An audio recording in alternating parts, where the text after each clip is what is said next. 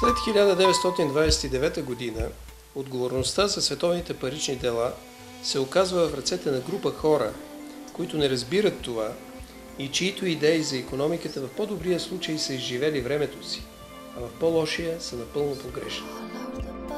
В центъра на вниманието е главно кризата от 30-те години на миналия век, голямата депресия или Великата депресия, както още се казва, но в действителност проследява съдбата на 4 човека. Това са ръководителите на големите централни банки в света. Централната банка на Великобритания, Bank of England, Френската централна банка, Banque de France, Централната банка на Германия и разбира се ФЕДа, Федералния резерв на Съединените щати.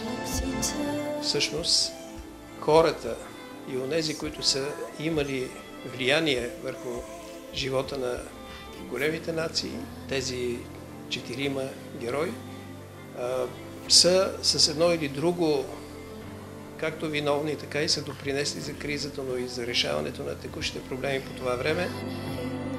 Най-забележителното, разбира се, е Великата депресия, но наред с нея и рухването на златния стандарт.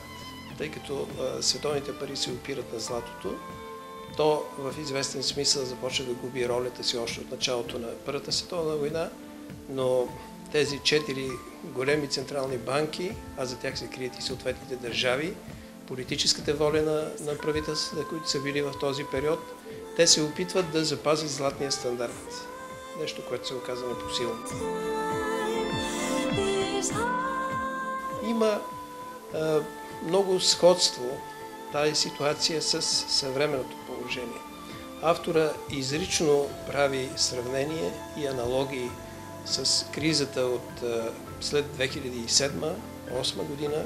Това е голямата, както наричаме, глобална финансова криза и кризата от 30-те години на миналия век. Властта в организацията преминава от група неопитни и невежи нагаждачи, които смятат, че икономиката автоматично ще се върне към равновесие и че няма какво да се направи, за да се противодейства на дефлационните процеси, освен да бъдат изчакани да преминат. Те не изпълняват дори най-основното задължение на централните банкери – да действат като кредитори от последна инстанция и да подкрепят банковата система в моменти на паника.